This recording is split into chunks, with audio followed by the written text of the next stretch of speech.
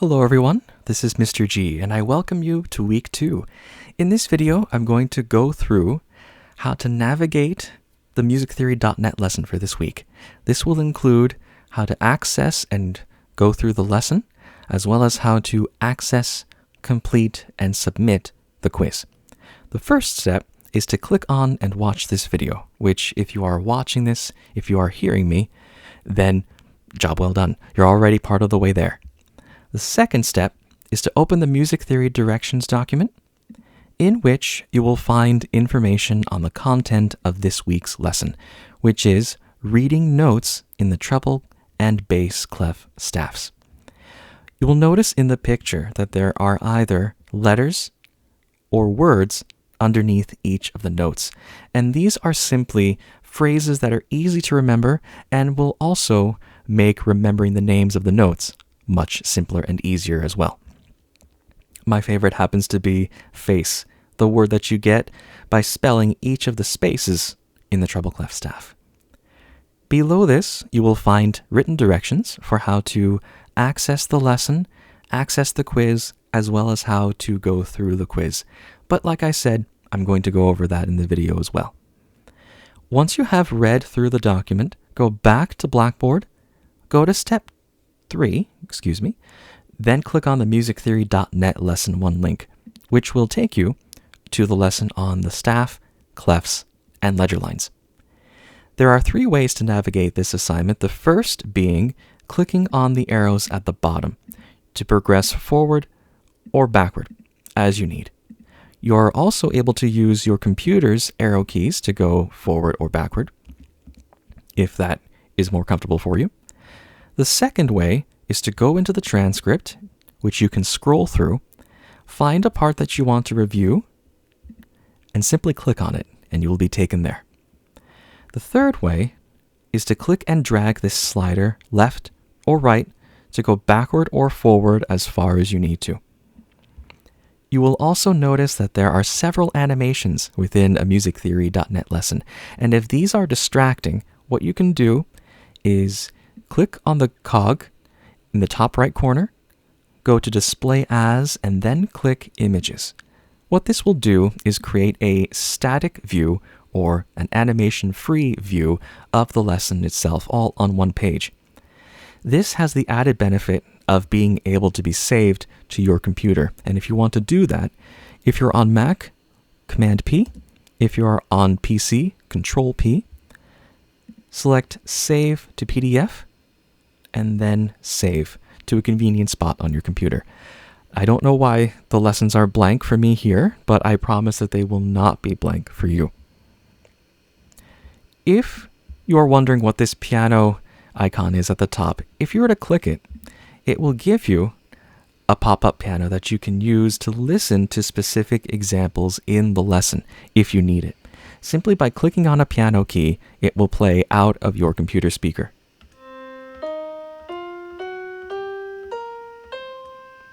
There's a simple blues scale for you.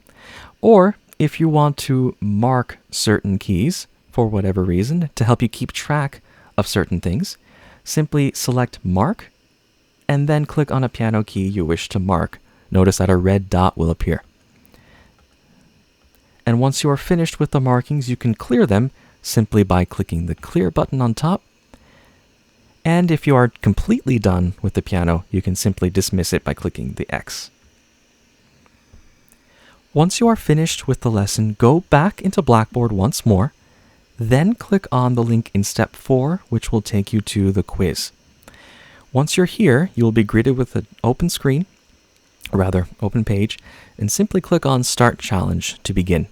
You will notice that there is a clef, the staff, and a note which you need to identify. The clef does matter for when it comes to identifying what this note is, but whether the bass clef or the treble clef is here, you can use each or any of these buttons to identify that note, just so long as this letter matches its name. So I know in treble clef this is a G. I'm going to click on G. And if you get the answer correct, a note will sound from your computer speakers. Okay, in bass clef this is A. Bass clef this is D. And you simply progress through the quiz like that. Now, let's say, for the sake of example, sorry, I meant to get the wrong answer there. If you click and you get the wrong note, the button will flash red and it will not play a sound through your computer. If you keep getting notes incorrect and you're not satisfied with how you're doing or your score, you can end the challenge prematurely by going up here, clicking the 3 dots, then select End Challenge. Then simply start a new one. Once you have hit 20 questions, the number on the right here will reach 20, and then the quiz will automatically close. I'm aiming for you to get 15 or 16 out of 20. And once you're finished, let me just do some identification here, and then I'll show you how to submit your quiz. So in bass clef, this is a G, C, B, D, F. Wow, easy with all the bass clefs. A, G, E, A, E. All right, so let's just pretend that I'm finished the quiz and I want to submit my score. Once you are finished, it will give you a score out of 20 as well as a percentage. Click on View Report.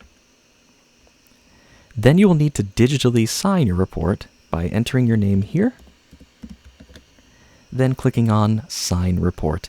Now you can either copy the link to the quiz or copy the code to your quiz. I can view either just fine. I'm just going to copy the code for this.